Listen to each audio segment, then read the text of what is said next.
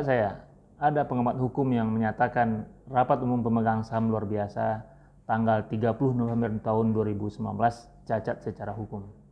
Alasannya, kepala daerah yang bertindak selaku pemegang saham tidak melibatkan anggota DPRD mereka masing-masing.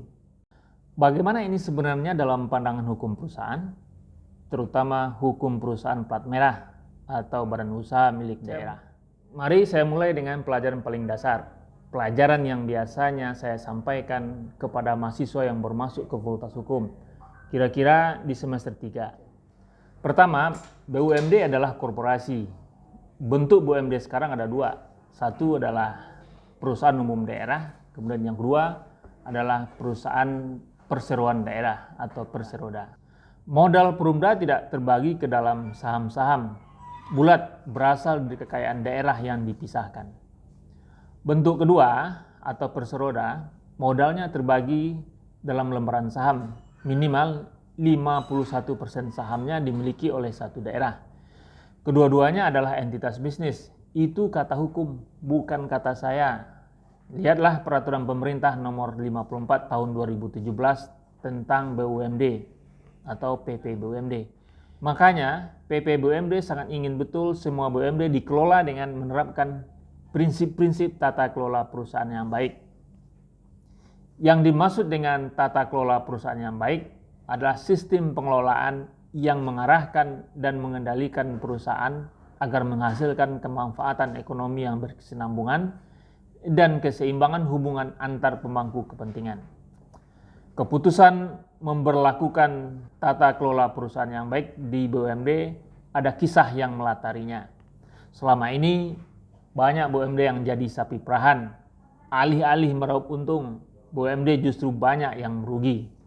Bahkan lebih parahnya lagi, menjadi beban keuangan daerah dari tahun ke tahun. Kedua, salah satu sebab rusaknya perusahaan plat merah karena bercampur baurnya antara bisnis dan politik. Beberapa waktu belakangan muncul kesadaran dari beberapa pengelola negara. BUMD harus dijauhkan dari pengaruh politik. Aksi politik dibedakan dengan aksi korporasi. Dibuatlah garis demarkasi yang jelas dan tegas. Aksi politik dibatasi hanya pada dua hal, yaitu pada saat pendirian perseroan dan kedua pada saat penyertaan modal.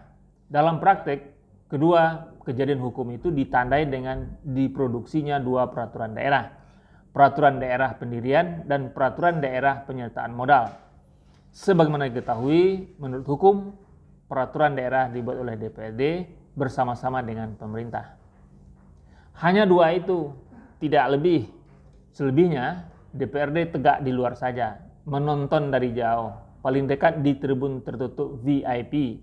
Makanya, dalam rapat umum pemegang saham, baik tahunan maupun luar biasa, yang diundang itu kepala daerah selaku pemegang saham atau acting shareholders saja.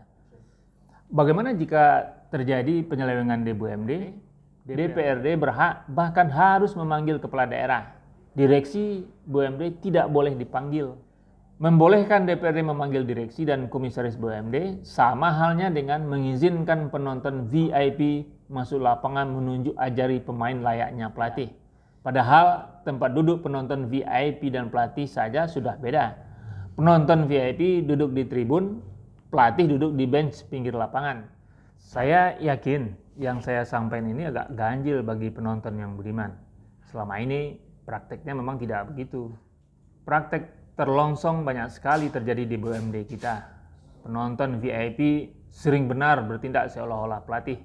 Sekarang saya sampaikan, dari sini hingga ke atas itu jangan dipraktikkan lagi.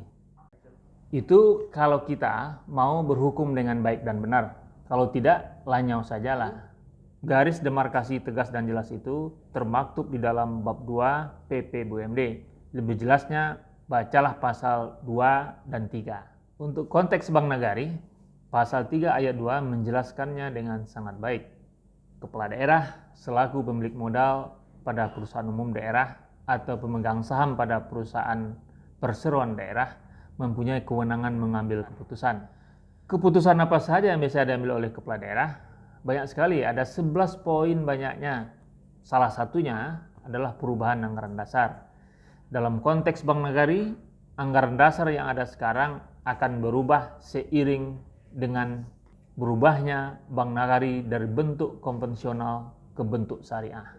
Saya garis bawahi, perubahan itu selesai di tangan kepala daerah sebagai acting shareholder saja. Terlalu berlebihan DPRD ditarik-tarik melompati garis demarkasi yang sudah dibuat. Memaksa masuk, bersiap-siaplah disemprit wasit, itu kalau wasitnya berani dan mau. Ups, mungkin saya keliru juga, keliru memahami alur pikir pengamat hukum itu. Nampaknya beliau menganggap perubahan bentuk konvensional Bank Nagari ke bentuk syariah sama dengan penyertaan modal. Padahal itu dua hal yang sama sekali berbeda. Penyertaan modal diatur dalam pasal 21 PP BUMD, yaitu untuk pendirian BUMD, penambahan modal BUMD, dan pembelian saham pada perusahaan perseroan daerah lain. Ketiga hal itu, penyertaan modal, harus ditetapkan dengan peraturan daerah. Itu ada dalam pasal 21 ayat 5 PP BUMD.